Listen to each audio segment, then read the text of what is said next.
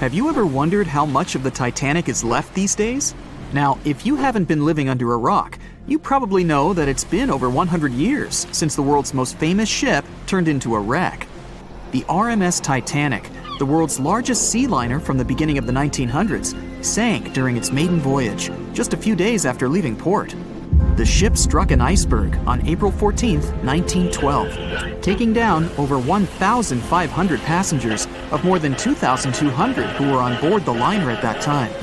As shocking as this may sound, the Titanic took over 3 years to be built and only 3 hours to sink. And if it were today, the ship would have cost over $210 million to be made. It was last seen on the surface of the Atlantic at 2:20 a.m., and for many decades, that was the last time people saw it. It wasn't until 1985 that the whereabouts of the ship were discovered by oceanographer Robert Ballard, and some parts of the Titanic became visible once again. One of the first discoveries made by Ballard's expedition was that the ship was indeed torn in half before sinking. The early exploratory missions to the part of the ocean floor where the Titanic now lies could only see the hull and the deck of the ship. According to Ballard, the main purpose of these missions was to understand how to preserve the ruins from deteriorating. Another goal was to recover the huge number of personal items scattered along the seabed. The explorer later said the view down there was as shocking as it was emotional. In the field of debris around the wreck, the oceanographer discovered plenty of small objects and personal belongings, many of which he brought back to the surface. There were shoes, some fancier than others. There were pieces of clothing that belonged to crew members, and there were huge propellers. If on the surface they gleamed and shined, on the ocean floor they were embedded and devoured by sand. Ballard pointed out that the area where kitchenware was scattered measured more than a mile in length. There were enough plates, pots, and pans to fill up an entire industrial kitchen. For the first time ever, 3D animation footage reveals exciting images. The simulations show the Titanic's evolution from when she first set sail in 1912 until the state of her ruins today. But simulations weren't enough for deep-sea explorer James Cameron, who envisioned traveling to the heart of the wreck for the first time ever in the history of the ship. Yep, the same James Cameron who happens to be the director of a very famous movie about the ship. He has now dived 33 times to visit the wreck of the Titanic. Here's some fun trivia for you. The director says that his true passion has always been the ocean, and that ever since he was a kid, he wanted to study the sea. Directing, let's say, just happened to be his day job. And when the possibility of directing Titanic appeared, he said yes, just so that he could go and check out the ruins of the ship in real life. Now back to the wreck. According to James Cameron, it wasn't enough for researchers to access only the exterior of the ship. They needed to go inside, analyze and photograph what was left of the pompous interiors of the world's once biggest sea liner. Cameron piloted an innovative robot vehicle equipped with cameras.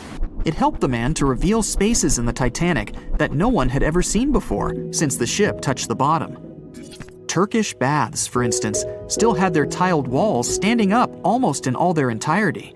These baths were exclusively for first-class passengers. They were located right next to the swimming bath and the third-class dining room, and were designed in the Moorish style.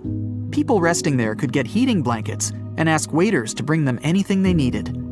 If the pictures from before the disaster were astonishing, they carry a different kind of wow factor now, when everything you see in them is hidden underneath the surface of the water. Another shocking discovery was the ship's mast. If we look at the Titanic in its pre-sinking glory, the mast calls much of one's attention. Located on the bow of the huge ship, the mast held together the transmission cables for the Marconi system, a system of wireless telegraphy. That's also where the British merchant flag the Titanic flew was located. The mast stood at the height of a bit more than 100 feet and was equipped with a crow's nest. Nowadays, the mast is unrecognizable. Attacked by corrosion, it collapsed. The crow's nest broke apart too. Now we can see why the modern-day Titanic is a real treasure for deep-sea explorers. But as the wreck of the ship lies at an approximate depth of 12,500 feet, sunlight is non-existent there. So, piloted missions depend on high-end technological equipment to survey the area. Why do you think the Titanic went missing from the public eye for over 70 years? Well, because at that time, technology wasn't advanced enough for people to go down there, as well as bring back good footage of the wreck. Filmmakers were the ones who drove this technology to its advance by trying to film underwater. They began by building boxes to put their cameras inside. And now, deep-sea photography is highly advanced and allows us to marvel at the awesomeness of underwater life. Of course, taking pictures under the sea is no easy feat. For one thing, to withstand that crazy underwater pressure, submarines need to be really strong and have thick walls, no thinner than 11 inches. Plus, explorers need to understand how to film and photograph when there's almost no light around. There was another thing that made documenting the Titanic even more difficult. When the wreck of the ship was rediscovered by scientists, it was covered with red-colored rusty bacteria that made it even harder to take good pictures. As it happens, the color red does not reflect well underwater, which is unfortunate for photographers. For this reason, human-operated vehicles that go down to tour the ruins are equipped with powerful lighting devices. When you see some parts of the ship from afar, they look as if reddish-brown wax has been dripping all over the Titanic's ruins. But in reality, these icicle-shaped structures are colonies of microorganisms. When the ship sank, it brought down with it an enormous amount of bacteria that hadn't existed at the bottom of the ocean before. But now, these bacteria, together with the extreme conditions at the bottom of the ocean, have turned into a disastrous combination for the ruins of the ship. These red colonies of microorganisms actually feed off of iron and steel, which is basically all that is left of the Titanic. One kind of those microorganisms are bacteria called Halomonas titanicae. They can eat up to 220 pounds of iron per day. This makes the Titanic a colossal food source for them. There have been lots of speculations regarding the life expectancy of the ship's wreck after researchers discovered this bizarre rust. But according to Cameron and his research team, the Titanic isn't going to disintegrate anytime soon. In one of the latest expeditions down to the wreck, a piloted vehicle was funded to identify specifically one stateroom. It belonged to a very important passenger, Sir Benjamin Guggenheim. Yes, just like the museum. Guggenheim was the son of a mining magnate and a member of the elite group that boarded the transatlantic journey of the Titanic. Born in Philadelphia, Guggenheim was traveling back home to the US. But, as we all know, he never made it to his final destination. For the price that ranged from 400 to 800 pounds back in 1912, the equivalent of 84,000 pounds nowadays, one could book accommodation that was called a stateroom. Staterooms on the Titanic were the most luxurious kind of first-class rooms. They were located on the B or C decks and were decorated in more than 11 different styles, ranging from Jacobean, Georgian, Italian Renaissance, and the list goes on. These rooms were filled with carved paneling and marquetry made from exotic and rare kinds of wood, such as mahogany, oak, and so on. Guggenheim occupied one of these luxurious rooms, and 100 years later, one of his descendants funded an entire mission just to locate the precise stateroom the man stayed in. This expedition turned into a documentary for National Geographic, and they did manage to identify which stateroom was Guggenheim's, so kudos for them. At 11:40 p.m., the Titanic made contact with an iceberg in the North Atlantic Ocean. Many artifacts were found and restored, like parts of the ship, jewelry, and dining plates, to name a few. It took approximately 3 hours for the ship to be completely submerged in the remote icy water. The night was cold and very much alive. The orchestra was playing music as they enchanted the guests on board. Everyone was excited to arrive in America. It was still considered an amazing feat for a ship to cross the Atlantic back in 1912. But as the day went ahead, there was an atmosphere of impending doom for the captain and his crew. No one else felt it though. It seemed to them nothing could possibly go wrong, and this would just be another regular night. To them, the Titanic was unsinkable. The last thing on your mind when thinking about the Titanic is the mail crew. Yes, there were mailmen on board delivering mail to America. It may seem like a pretty mundane occupation, but there was a very tough test to pass in order to be accepted on board, and only a few top candidates would qualify, and those few would get shortlisted and accepted. John Starr March, an American, was one of these mailmen earning between $1,000 to $1,500 a year working on the Titanic. Back in 1912, this was considered to be a lot of money. They were not officially part of the ship's crew, since the mail crew was placed near the third-class quarters. But given their influence and resistance, they were eventually moved and given a private dining area. March got this job since he needed the money to support his family. He found a perfect way to earn some big bucks, working on a large ship traveling across the ocean. He was 51 at the time and came from New Jersey. Sadly, he was on board when the ship sank and didn't make it. But they recovered a pocket watch that gives us a little insight into what happened that fateful evening. It's a gold case engraved with filigree and had a caption saying it was made by the Elgin National Watch Company. On the surface, you'd think this would just make a pretty cool antique sitting over the fireplace, but there are some unusual details about it. There are obvious signs water seeped beneath the glass, and the black arms of the watch indicate the time to be exactly 1:27. It leaves us wondering why the clock stopped at this precise hour. What was the owner doing? The mail clerks were operating a fully functioning and efficient mail sorting facility on board the Titanic. This wasn't something you'd come by often on a cruise ship, since typical ocean liners use closed mail bags to transport the mail from one port to another. But the mail sorting facility on the Titanic allowed passengers to send out postcards whenever the ship docked in transit zones in Ireland and France. According to reports, people started heading back to their rooms at around 11 p.m., but some of them were still hanging around and enjoying their night. The 5 mailmen were celebrating a colleague's birthday in their separate dining room. 5 minutes before impact, crew members spotted the iceberg and rang the bell 3 times as a warning that something was ahead of the ship. They gave orders for the Titanic to move left, or, as they say in the biz, hard a starboard, to make the engines reverse. It was not enough to avoid the great impact. At 11:40 p.m., the Titanic struck the iceberg, and disaster erupted on the inside. Not just water seeping in and ultimately sinking the ship, but panic and chaos among the passengers and crew members. Captain Smith reached the deck and was informed that the Titanic had hit an iceberg. And at the same time, the mailroom began filling with water. We know that the 880-foot ship was completely submerged at around 2:20 a.m., with 706 survivors. The time between the impact and the sinking was really eventful. At midnight, they started getting the lifeboats ready for the passengers to evacuate. Orders were given for women and children to board the safety boats with some crewmen to guide and operate them.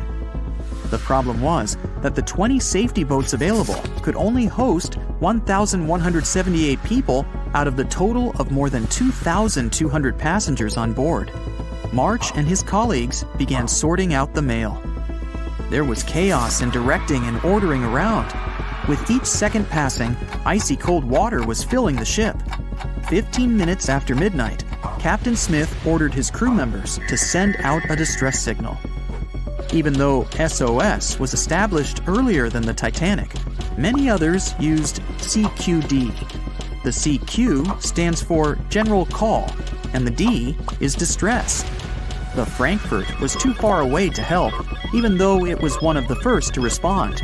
Even the Titanic's sister ship, the Olympic, responded, but it also was too far away. At 12:20 a.m., the Carpathia received the urgent message and redirected from its original course to help them out, even though they were 58 nautical miles away. Although this was some relieving news, the water kept seeping in at an alarming rate. It wasn't easy to keep everyone calm, knowing that the ship could be underwater in a matter of hours. At this point, many passengers were already on board the safety boats, waiting to descend into the water. The musicians on board began playing music for the ones still waiting. At first, they were playing in the first-class lounge, and then they moved to the deck. There's a debate on how long they were playing for, and what song it was. None of the musicians made it out. The 5 mailmen on board were also doing their duties while the ship was sinking. According to a ship officer, The mailroom was already covered in water above the ankles, and the mailmen were busy trying to save as much mail as they could. March was one of them. There were bags of mail floating around. They started with the registered mail. Witnesses of the Titanic sinking reported the mailmen were putting bags of mail on the deck to keep them from getting wet until help arrived. They also mentioned bags of mail were floating about in the freezing water. It wasn't until 12:45 a.m. when lifeboat number 7 on the left side of the ship was lowered onto the water. Even though it had room for roughly 65 people, only 27 people were inside. Many of the safety boats carried fewer passengers than their maximum capacity allowed. The crew were worried that the boats would capsize if so many people were on them. Some reports suggest that some people even refused to board the safety ships, sticking with the claim that the Titanic was unsinkable. At the same time, they fired up one of the 8 distress rockets in the air, but it didn't get them any help. At 12:55 a.m., the second and third safety boats were descended to the waters with 2 male passengers jumping on board. 5 minutes later, another safety boat was lowered with around 39 people. At this point, water entered the base of the grand staircase. In the next 20 minutes, more safety boats were lowered, most of them underloaded. Still no help. The Carpathia was still on the way. Panic was growing, and tensions were rising. There was a lot of anger for people being left behind. At around 1:30 a.m., things were getting out of control. The organized boarding of passengers to the safety boats stopped. March's watch stopped 3 minutes earlier, which could mean he was part of the scuffle between crew members and passengers. It took 3 hours for the Carpathia to arrive. March wasn't among the survivors. His watch proved to be one of the essential findings lost in the wreckage of the Titanic. It was eventually returned to March's 2 daughters, and now it's in one of the collections of the National Postal Museum. March was a man who did what he had to do in the worst circumstances. Time was a precious commodity for the people on board the ship, and this watch proved valuable to learn more about the tragic yet inspiring stories of the Titanic. It was the start of 1912. A giant chunk of ice broke off a glacier in southwest Greenland. The ice was made up of snow that had fallen thousands of years before the event, perhaps as far back as when mammoths still roamed the earth. The iceberg started its journey. It was a huge thing, more than 1,700 feet long and weighing over 75 million tons. It was also a very peaceful chunk of ice. It steered clear of ships and busy transport routes. And then, it somehow floated much further south than other bergs did. Our iceberg was lucky. Others melt long before they get to these low latitudes. Out of up to 30,000 icebergs that drift away from Greenland's glaciers, only 1% ever make it all the way to the Atlantic. Even after melting into the water for months, this massive block of ice was still almost twice as heavy as the Golden Gate Bridge. The iceberg's top part was towering 10 stories over the ocean surface. Several days before our iceberg made it to the Atlantic Ocean, a magnificent ship left port. It was a luxury liner carrying more than 3,000 passengers and crew members. At that time, it was the largest ship ever built. It was the Titanic. The collisions happened on April 14th, when the ship was in the North Atlantic, 370 miles away from Newfoundland. Unable to divert its course, the ship ruptured at least 5 of its hull compartments. They started to fill with water at an alarming speed. The Titanic's compartments weren't capped at the top. That's why the water spilled over and started to flood each succeeding one. The front of the ship began to sink, causing the back part to lift vertically into the air. And then, with a deafening roar, the liner broke in half. The rest is history. But what happened to the iceberg after that? On April 15th, the German ocean liner SS Prinz Adalbert was sailing through the North Atlantic. It was traveling a few miles away from the place where the Titanic had sunk several hours prior. The German ship's chief steward, who hadn't learned about the disaster yet, saw an iceberg. What drew his attention was a large streak of red paint going along the iceberg's base. Surprised, the man took a photo of his discovery. He thought the paint meant a ship had hit the iceberg within the past 12 hours. The next person who saw the iceberg and took another photo of it was the captain of a vessel laying deep-sea telecommunication cables. The ship was sent to help in the area where the Titanic had sunk. The captain later claimed the iceberg he'd seen had been the only one in that area, plus the red paint. It wasn't difficult to connect the dots. In 2015, one of these photos sold at auction for over $32,000. And still, experts are unsure whether the image really shows the infamous block of ice. It might be a simple iceberg that had been floating nearby at that time. The great unsinkable ship was gone, sunk into the bottom of the North Atlantic, where it remains to this day. But the iceberg continued on its way, perplexing a few witnesses and slowly melting into the surrounding water. It would vanish completely before the end of the year. John watched on in disbelief as he drifted away on a piece of wood. In the freezing waters of the Arctic, slowly drifting away. John looked upon the vessel he had worked and lived on as it raised its enormous bow high into the sky, then broke in half, causing a sound that only a crack of lightning could replicate. Distraught and dumbstruck, believing that he and he alone knew the dark truth behind the demise of the unsinkable ship, the Titanic. 5 days earlier, as the Titanic set sail on its maiden voyage, John worked hard alongside his mates in the coal bunker, stocking up the coal to feed the Titanic's mighty furnace. They had stocked and stored more than John had ever witnessed on any other ship he'd worked on. But this was the Titanic, the grandest ship to have ever sailed the seas. On the Titanic, there could never be too much coal. As they left Belfast and pushed toward Southampton, there was a large bang below decks that went unnoticed. The furnace was roaring and the turbines were spinning, pushing the Titanic forward at a quickened pace. The crew cheered as the vessel moved forward, unaware of the loud, concerning noise. Arriving in Southampton, Greg came aboard, amongst hundreds of other passengers. With 13 years at sea, his vast experience included the role as a quartermaster on 6 previous ships. Ready for a new challenge aboard the greatest vessel ever made, he was looking forward to this next challenge of his career.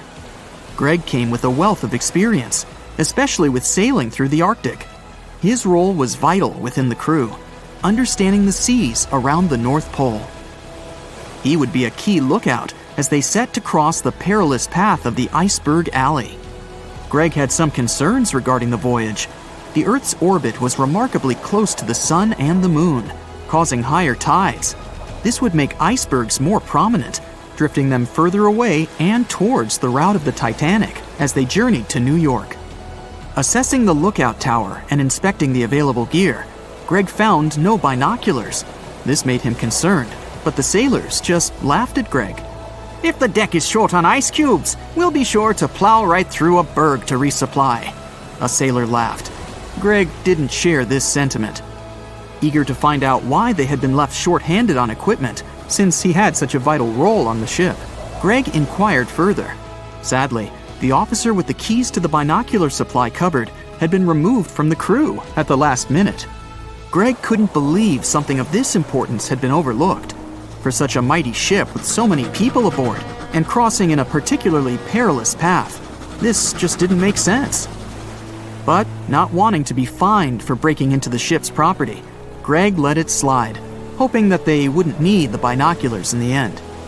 Ultimately, if there were icebergs expected, a warning call would be made to the captain, informing of any concerns. Little did Greg know that a warning had been received, notifying of the dangers that awaited. But the telegram didn't provide the required prefix, which would have ensured direct delivery to the captain. So, the critical warning was just overlooked. John and his crew below decks prepared for departure, stoking the engines. He noticed an essence of thick exhaust, far too heavy than what would be expected from the furnaces. The crew searched throughout the lower decks. Following a thorough search, they managed to locate the cause of the exhaust. It was an ignited pile of coal within a coal bunker. Unknown when it had ignited, a buildup of coal had clearly been smoldering, slowly growing in size. The amount of smoldering coal was concerning. The alarm was raised, alerting an officer to review the matter. The officer assessed the damage and confirmed with the captain that it was deemed to be of little concern, as only minor damage had been caused. John was unsure of this assessment, as he knew that in confined spaces, surrounded by iron bulkheads, an oven-like environment arises that intensifies the heat with time. But the Titanic would power forward, making no sense to John as they had only just departed from Southampton. He was sure they would have turned back. John and his crew were ordered to shovel the already lit coal into the furnace and continue shoveling until all the smoldering contents would be contained. It was a possible but painstaking task that could take the entire journey. The continuous intake of coal would ensure the turbines would spin at a constant, accelerated pace, not what the Titanic was designed for. It was meant to be a luxurious passenger liner and not for breaking speed records. However, the crew would find enthusiasm in not only acknowledging the Titanic as unsinkable, but also as the fastest. John and his crew continued to shovel the coal into the furnace for several days. The temperature within the bow was becoming hotter every day. The bulkhead's contained heat was so severe that it became weak at the seams in the iron walls and rivets. 2 more days, lads, just 2 more days. John was laughing, trying to raise the spirits of his mates as they were working tirelessly. But as they were all laughing, joking, and looking forward to dry land, they unknowingly approached their final destination. The Titanic was speeding through the calm sea. Greg looked ahead, above in the lookout tower, keeping a keen eye out as they were in iceberg territory now. Even though the way seemed clear, false horizons could occur, creating confusion about how far objects in the distance truly were. As they were traveling in the Gulf Stream waters into the colder Labrador Current, air columns cooled from the bottom upwards, creating a thermal inversion.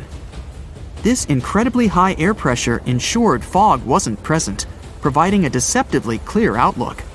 But the thermal inversion can also create optical illusions, showing the horizon further away, appearing higher in the distance, or masking whatever objects that could come before it. These false horizons could easily hide any icebergs that could be approaching. Greg knew the perils of a calm sea in the Arctic, preferring the rough waters, where it's easier to detect icebergs within waves.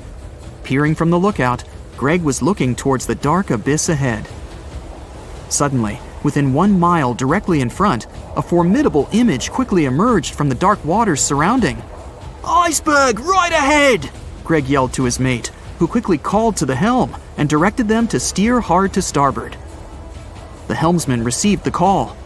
In the heat of the moment, he turned the wheel counterclockwise. He then realized he'd turned the wheel the wrong way and quickly went in the opposite direction. The ship aimed towards the iceberg, veering to the port side whilst reducing speed. Although there was a delay in turning the wheel, since there was a short distance from the signal and the fast pace that they sailed at, it may not have made a difference. As they approached the iceberg, it appeared as though they'd miss it, but over 87% of an iceberg is underwater. And as they came along the side, the hidden ice underneath hit the port side bow, piercing the side of the hull with a 12-square-foot tear. The ship shook, with all aboard aware that something was amiss. Amongst the confusion and fear, they were oblivious of the damage. As they gathered their bearings, 6 out of 16 compartments were quickly filling up with seawater.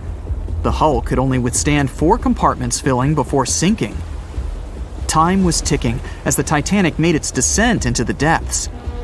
The weakened bulkhead with heated steel pillars and rivets broke under the pressure and sudden change of temperature from the ice-cold water. The call was made to abandon the ship.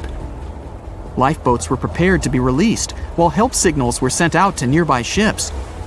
The radio operator was guiltily sitting, constantly calling out to a nearby ship that had been in contact with the Titanic recently. There was steady communication with this ship over the past few days, providing warnings of icebergs since the Titanic departed from Southampton. The final warning message received was just 1 hour ago. Upon receiving the final warning, the operator ignorantly responded, "Shut up," with the assumption that their warnings of icebergs were pointless. Following this unfortunate response, the ship turned their radio off and provided radio silence. The closest ship that was responding to their distress signals was 500 miles away, too far to provide any assistance in time. There were countless mistakes that caused the Titanic's watery end, whether they contributed directly or from sheer ignorance. The most tragic of them was the number of people aboard the ship, 2,224 of them. There were only enough lifeboats provided to rescue 1,178, barely half of the people.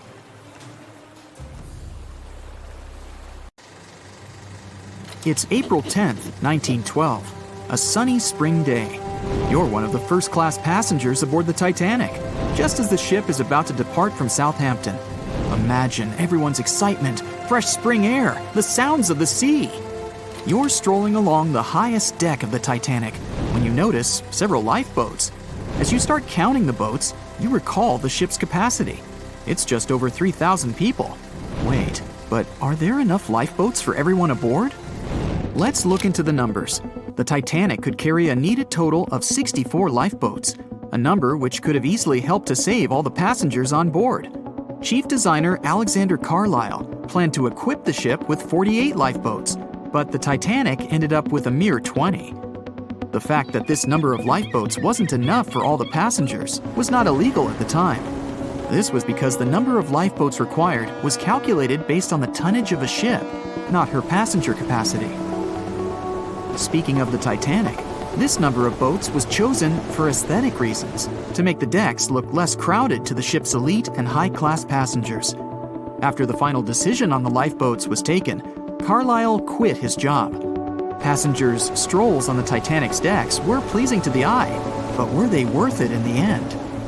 In 2012, a century after the wreck, new documents related to the scandalous lack of lifeboats were uncovered. It appears that a safety inspector named Maurice Clark proposed the addition of at least 10 more lifeboats, 5 hours before the ship was supposed to set sail. But since the ship's owners clearly wanted to leave on time, his plea was overlooked. He was also warned that unless he kept this secret, he would be fired. In retrospect, had the owners followed his advice, an estimated 700 more people might have survived that night. The 20 lifeboats you counted, those that actually made it on board, could have carried only a third of the passengers, even at their full capacity. But tragically, some of them were launched with as few as 12 people when they could have easily saved up to 65 people each. To add to the disaster, the Titanic's crew members were not properly trained on using the lifeboat launching equipment. That's why the boats were launched slowly, improperly, and sometimes without the right supervision. Out of the 20 lifeboats, only 18 were set afloat correctly. Also, passengers were not informed about safety measures. A lifeboat drill should have taken place on the 14th of April, but the captain eventually canceled the event. One of the many myths surrounding the Titanic and its catastrophic ending is also related to the lack of the necessary number of lifeboats. There was no maritime law at the time that said women and children should get into lifeboats first. But it was a universally accepted custom in such types of situations as a shipwreck. Shortly after the Titanic had sunk in the icy Atlantic waters, rumors started to spread. It was said that some desperate men had resorted to dressing up as women in those final moments before midnight on April 14, 1912. They wanted to get a spot on the lifeboats and have a chance to save their lives. At the same time, there's little to no evidence that any of the male passengers of the Titanic had actually done this. In any case, what happened to those 20 lifeboats that were on board the Titanic after the ship hit the iceberg? What we do know is that all these boats were launched between 12:40 a.m. and 2:15 a.m. with a total of 718 people on board. By the time they were rescued by the RMS Carpathia at about 4 a.m. the same day, only 705 people had remained alive. It took the crew of the RMS Carpathia more than 4 hours and 30 minutes to pick up all the passengers and 13 of the lifeboats. This was as many as the rescue ship was allowed to carry. The rest of the now empty lifeboats were left adrift at sea. Those salvaged were later given back to the White Star Line, the British shipping company which operated the Titanic. Strangely, after being returned, they appeared to have vanished from official records. The last image ever taken of the 13 surviving lifeboats was of them getting unloaded in the New York harbor. Sadly and ironically, that's where the Titanic was supposed to be on April 18, 1912. The lifeboats were then rid of their Titanic nameplates or any other markings that could have linked them to the ship. Some sources claim that the boats were eventually destroyed. But was this actually the truth? The fate of one particular lifeboat has been the source of much debate.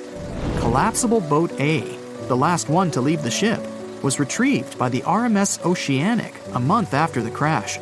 At that time, it was a shocking 200 miles away from the spot where the Titanic had sunk. Also, in the boat, there was a wedding band engraved with the words "Edward to Gerda," a sad omen to a couple that were lost at sea after managing to escape the sinking Titanic. Later identified as Edward and Gerda Lindell, the couple was traveling from Sweden to the U.S. to relocate. Some accounts claimed that Mr. Lindell did, in fact, make it to Collapsible Boat A, but his wife wasn't as lucky. Neither were ever seen again, and the wedding band was eventually sent to Gerda's father.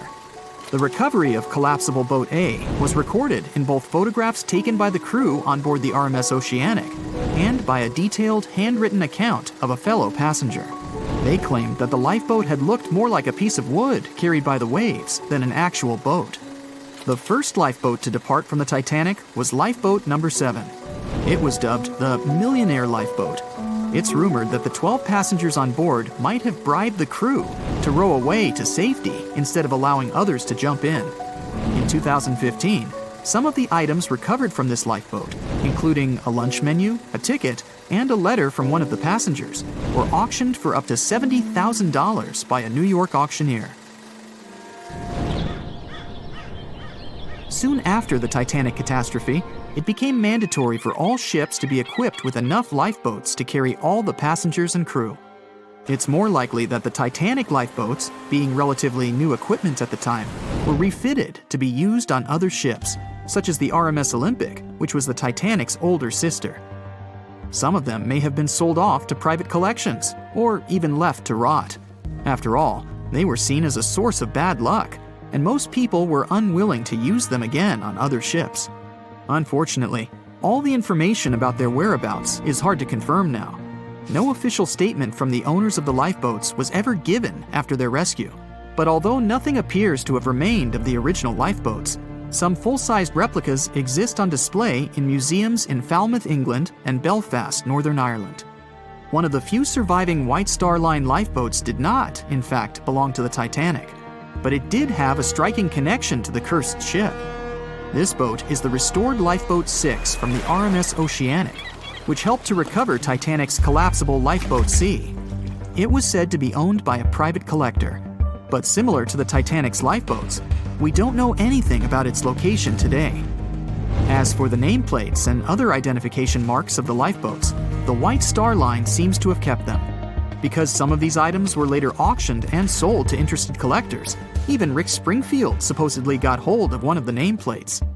One particular nameplate was already missing by the time the White Star Line employees had reached the lifeboats. It was the nameplate of Lifeboat Number 8, which had been taken by a sailor named Thomas Jones. He later gifted it to another Titanic survivor, the Countess of Rothes, along with a letter acknowledging the bond they formed on the night of the shipwreck. You can find other similar items on display in different museums, such as Larne Museum and Arts Centre in Northern Ireland, or Worcester City Art Gallery and Museum. To be fair, some experts claim that even if there had been more lifeboats on board the Titanic, there simply might not have been enough time to launch them all. That's how severe the impact was. Many researchers say that everything was happening so rapidly after the ship had hit the iceberg that it's astonishing that so many passengers managed to survive.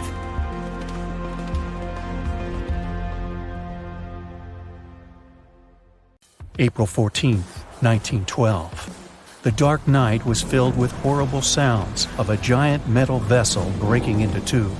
The largest ship of that time collided with an iceberg that was on its way. The Titanic, one of the biggest stories of the 20th century that people still talk about. The starboard side of the giant vessel brushed up against the iceberg. It was 11:40 p.m. when things started going wrong. This iceberg caused enough damage for at least 5 watertight compartments in the hull to start filling with water. The crew immediately began a brief investigation to see if they could do anything and fix things. They had no one to rely on, all alone in the darkness of the cold night. far away from the land, the North Atlantic Ocean, around 400 miles south of Newfoundland, Canada. They needed time to figure out how to bring people to safety. They had some time, true, but not enough. If you watched the movie, you know the ship didn't plunge immediately after the icy doom had happened. The whole process lasted a good 2 hours and 40 minutes. But the situation was hard. There were 2,200 people to take care of, including crew and passengers, and things happening on the ship were chaotic. The chief designer, Thomas Andrews, soon realized they wouldn't be able to stay afloat. By midnight, the entire crew had begun preparing the lifeboats for launch. They had 20 boats with space for only 1,178 people, which was just a bit more than 50% of the people on board. The order was to get women and children to safety first. Crewmen were there to row and guide the boats. The scene over the next 2 hours gradually started escalating. The crew members had a task to wake up passengers and warn them something bad was happening. They wanted to place them into a fleet of lifeboats as soon as possible. At 12:15 a.m., some crew members sent out a distress signal. A steamship called Frankfurt was among the first ones that received the message and responded, but they were about 170 nautical miles away. Some other ships also got the message and offered their assistance, but sadly, they were too far away as well. At 12:20 a.m., the Cunard liner Carpathia got a distress signal from the Titanic and changed its course right away. They were 58 miles away at the time, and it would take them more than 3 hours to get there. 20 minutes later, the crew was lowering the first lifeboat. It was carrying only 27 passengers, although it had room for 65. Many of the lifeboats that were launched first were well below capacity. Crew members were worried, thinking the Davids wouldn't be able to hold a fully loaded lifeboat. And in the beginning, many passengers were just too afraid to leave the ship. They still thought Titanic was unsinkable and couldn't imagine the scenario that was going to happen 1 to 2 hours later. The crew was firing the first of 8 distress rockets. Unsuccessful. No one was close enough to help. By 1:20 a.m., they lowered 10 lifeboats. Number 8 had only 28 people in it. One of the passengers on the number 10 was 9-week-old Melvina Dean. She would later become the last survivor who lived until 2009 and turned 97. It was 2 a.m. already. 3 of the collapsible boats were the only lifeboats that remained on the ship. The bow of the vessel had sunk low and had tipped far under the surface. People around it could now clearly see stern propellers above the water. Crew members were lowering collapsible lifeboat D from the roof of the officers' quarters with over 20 passengers in it. As the ship's bow went under, the water was washing collapsible A from the deck. Those 20 people were struggling because their boat was partly filled with water. As crew members were trying to release collapsible B, it fell. Before they righted it, the water swept it off the ship. 30 passengers still managed to find safety on the overturned lifeboat. At 2:17 a.m., the ship's wireless operator decided to transmit one last distress call. A minute later, the light on the ship finally went out. Titanic and all left on board plunged into darkness.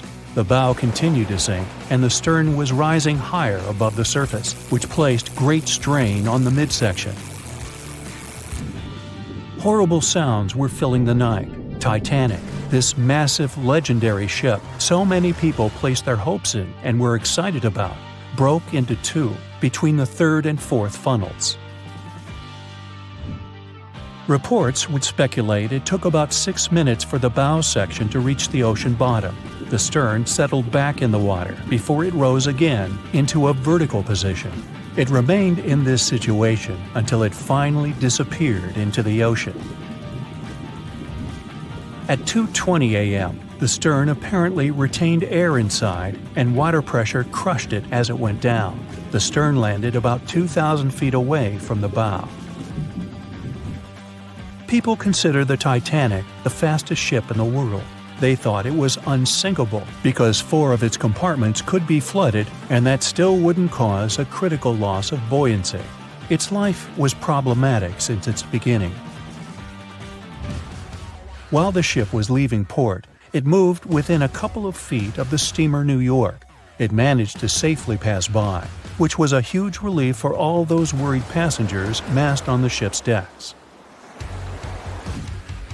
Titanic sailed off on the 10th of April. Its first journey was across the highly competitive Atlantic route. On the launch day, the Titanic became the biggest movable object in the history of humankind, 882 feet long, 92 feet wide. Not that big if you compare it with today's ships. The biggest cruise ship in the world today is Royal Caribbean's Symphony of the Seas, which is roughly 5 times the size of Titanic. If you put that ship in a vertical position, it would be nearly as tall as the Empire State Building, which is 1,250 feet without antennas. But Titanic was a huge attraction back in its time. At one moment of their journey, they stopped in France, after which they made another stop in Ireland. Once the final passengers boarded, the massive ship set out at full speed for their final destination, New York City. 4 days after the beginning of its journey, Titanic failed to divert its course from a huge iceberg, the story we all know about. Only 700 people survived, and most of them were women and children.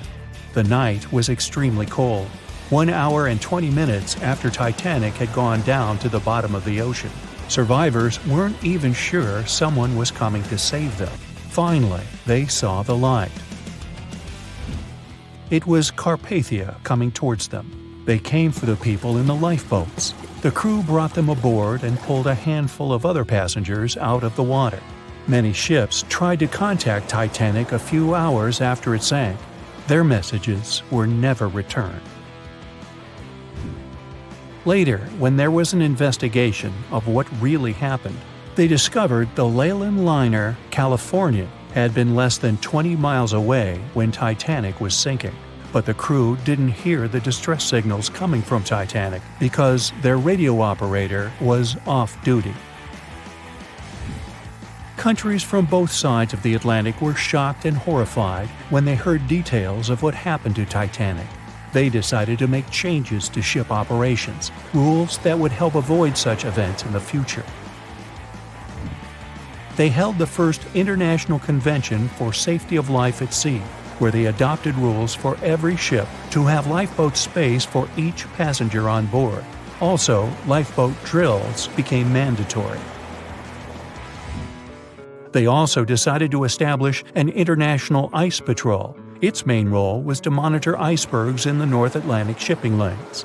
Ships also needed to maintain a 24-hour radio watch.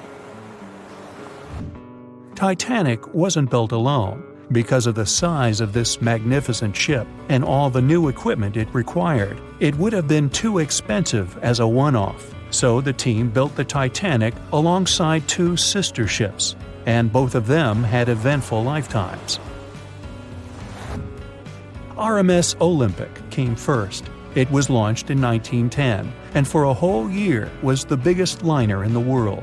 The Britannic was another sister ship that sailed for a while before it too ended down on the ocean bottom.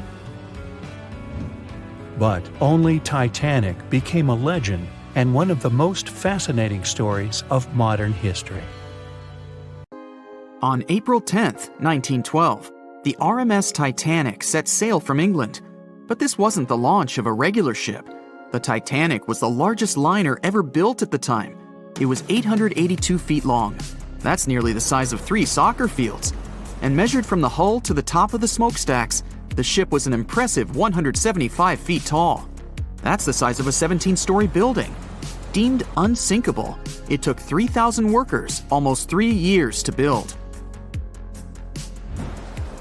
But a mere 4 days into its very first voyage, at 11:40 p.m., the ship collided with an iceberg, and was lost beneath the waves of the Atlantic Ocean. It took the liner only 2 hours and 40 minutes to sink. And of more than 2,200 passengers and crew members on board, only 706 survived. The wreck would remain lost for another 73 years, hiding its many secrets within the frigid Atlantic waters. And if it wasn't for a man whose whole life had been devoted to exploring the sea, the giant ship might have remained lost for a lot longer. That man was Robert Ballard. As a child, Ballard was obsessed with the ocean. This fascination started when he was just 12 years old. That's when he watched a film adaptation of Jules Verne's science fiction novel, 20,000 Leagues Under the Sea. It had everything to spark a young person's imagination, from adventure and strange creatures to a powerful underwater vehicle called the Nautilus. It could travel anywhere in the world you wanted to go. From that moment, life on dry land was no longer in Ballard's future. When he was 23, he was assigned to the Deep Submergence Group. There, he helped develop techniques to search the ocean floor. His biggest accomplishment was the creation of Alvin. It was a small, easy-to-maneuver submarine that could carry 3 people. It also featured an external mechanical arm designed to gather underwater samples while the crew remained safe and dry inside. Alvin the submarine quickly proved useful for a variety of tasks. For example, once it was used to track down an aircraft that had crashed into the sea. But the vessel experienced a series of setbacks. In one case, it was attacked by a swordfish, which caused the submarine to resurface quickly. The swordfish, still stuck in the outer skin of the submarine, became that night's dinner. And in October 1968, the submarine was being lowered into the water when the cables holding it snapped, sending it careening into the ocean along with 3 crew members on board. And because the small vessel was still open, it immediately filled with water and quickly began to sink. Luckily, the crew managed to escape, but Alvin was gone. Bad weather hampered multiple attempts to recover the vessel. It wasn't until the following year that it was finally returned to the surface. In time, Alvin would be improved. Its hull would be strengthened by titanium, giving it a higher depth rating, thus making it even better suited for ocean exploration. The specialized submarine would come in handy in many of Ballard's 100-plus expeditions. The man was one of the first to explore an underwater mountain chain called the Mid-Atlantic Ridge in the Atlantic Ocean. And when he found thermal vents in the Galapagos Rift in the late 70s, he also helped discover and document the process of chemosynthesis. That's a complicated chemical synthesis of food energy by bacteria. But his biggest discovery was still to come. Ballard claimed he'd never been a Titanic fanatic, but he eventually became obsessed with finding the ship after watching other explorers try and fail. As he said, Titanic was clearly the big Mount Everest at the time. Many others had tried, many that I thought would have succeeded, or should have succeeded but didn't. Ballard began thinking about finding the ship as early as 1973, and 4 years later, he actually made an attempt. He used the deep-sea salvage vessel Sea Probe, which was a drill ship equipped with cameras and sonar. But he was forced to give up when the drilling pipe broke. It just wasn't his time. In the early 80s, a Texas oil man named Jack Grimm tried to find the wreck on 3 different occasions. Once, Grimm was actually right over the Titanic, but his equipment failed to detect it. That's what we call extreme bad luck. Ballard was just biding his time. He needed a plan and some help. The first issue was getting down to the bottom of the Atlantic. The furthest down he had ever traveled before was 20,000 feet, and this trip took him 3 hours, and that didn't include the way back up. Ballard knew he could use Alvin, already enhanced with a titanium hull, to withstand the pressure of the ocean. But he also needed something that didn't require him to actually go down with it. an unpiloted remote-controlled submarine would be ideal. But first, he would have to create one. He reached out to the authorities, hoping they would provide funding for his project. And though officials had no interest in the Titanic, they were willing to help. But there was a catch. Ballard had to first focus on tracking down two submarines, the Thresher and the Scorpion, which had sunk to the bottom of the Atlantic Ocean in the 1960s. The authorities were hoping to study them to find out why they had sunk in the first place. They also wanted to know if they could be recovered or if it was safe to leave them on the ocean floor. Only when he had successfully completed this task would he be free to use any remaining time on his contract to find the Titanic. With no other options for funding, Ballard took the offer. He got to work. First, he created two new devices. Argo was an unpiloted deep-towed undersea video camera sled. It was designed to take photos and record videos from a series of cameras mounted on it. It could work at depths of up to 20,000 feet, and it could also explore nearly 98% of the ocean floor. Argo was supposed to be tethered to a boat. As the boat moved, Argo would be pulled behind, floating just above the ocean floor.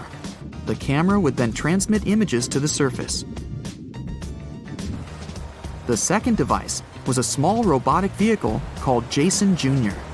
It was also controlled remotely, which allowed the crew inside a submarine, like Alvin, to get closer to and photograph underwater objects. Ballard was now ready. He knew he had to find those submarines quickly, and it didn't take him long. Much to his relief, the search was relatively simple, and he was able to fulfill his obligations with 12 days to spare. With almost 2 weeks to devote to finding the Titanic, he set out to explore the ocean. He focused the search close to Newfoundland, Canada, pulling Argo along the ocean floor and reviewing the images it collected. And after a few days of nothing, they eventually found riveted hull plates and a boiler. Could this be it?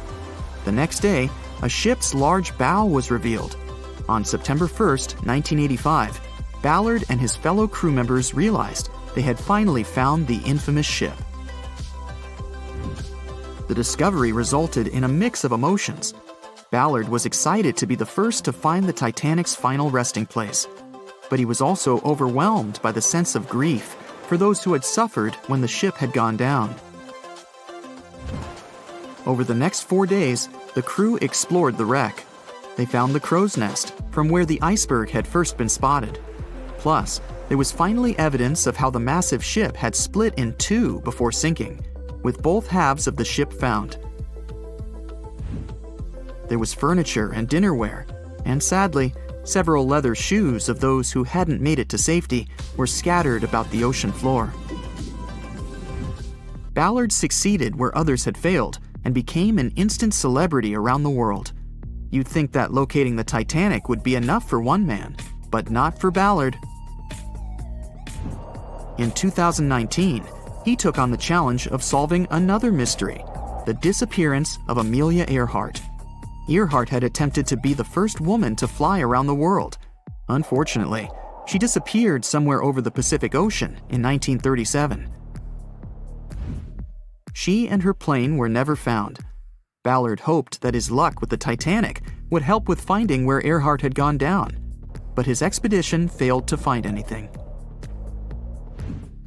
And though Robert Ballard has found more shipwrecks than anybody else, it's only the tip of the iceberg.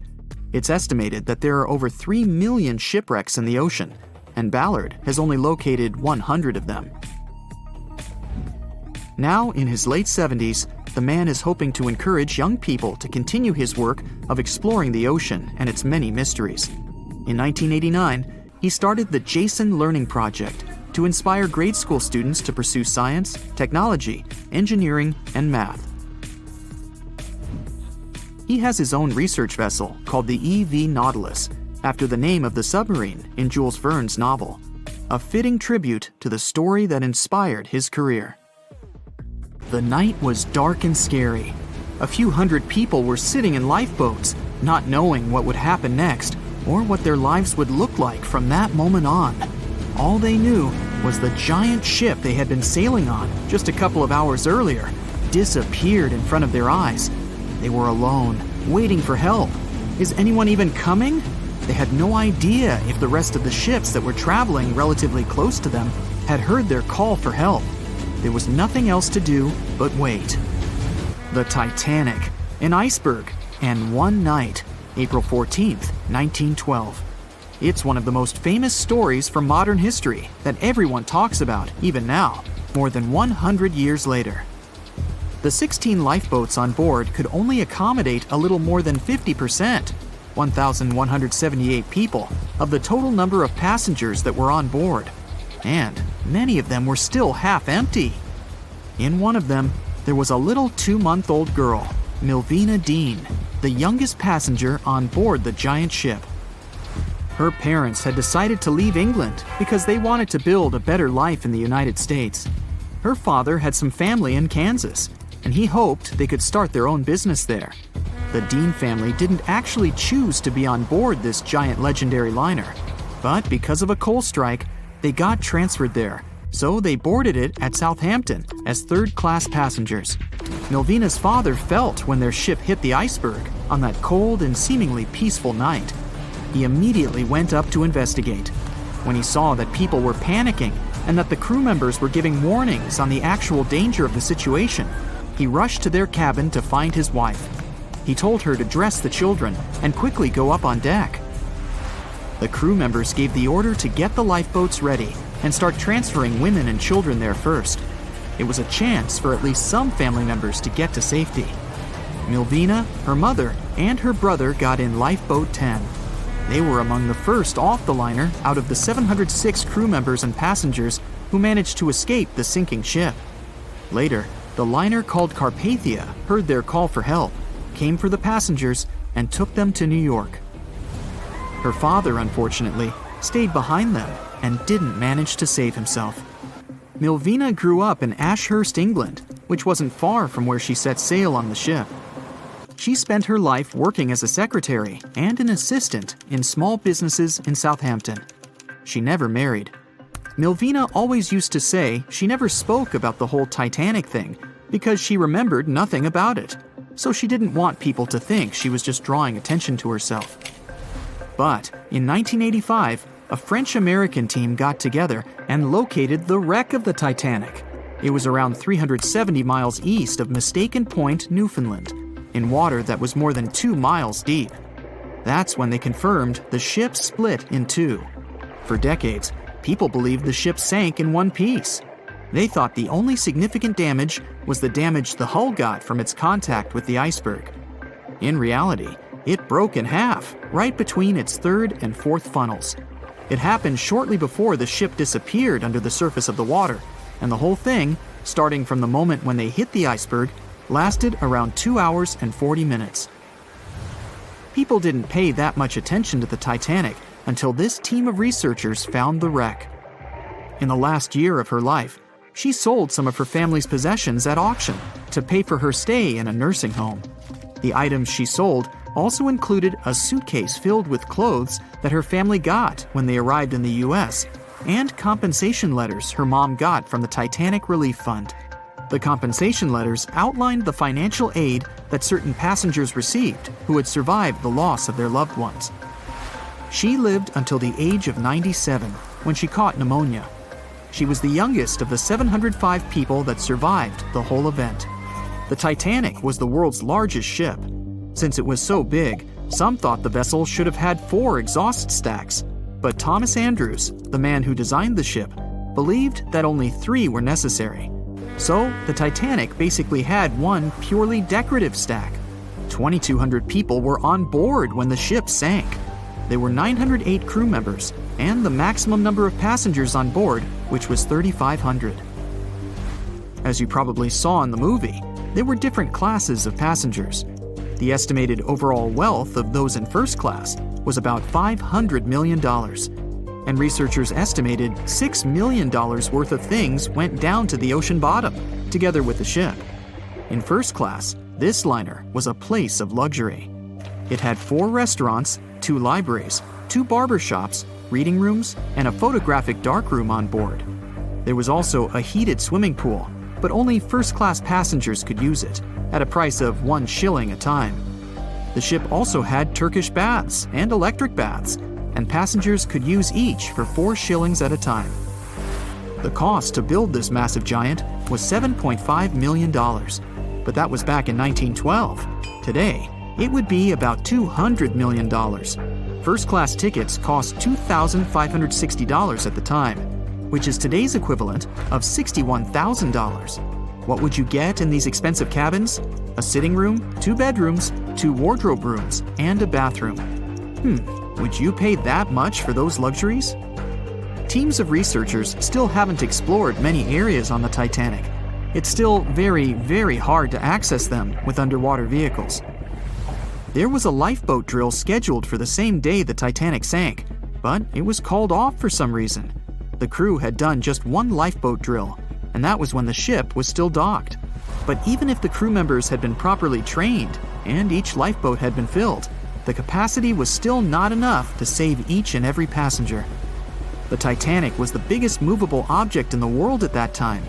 On May 31st, 1911, its immense hull made its way down the slipways and ended up in the River Lagan in Belfast. Over 100,000 people were there to see the launch, which took just a little more than a minute and went off without a hitch.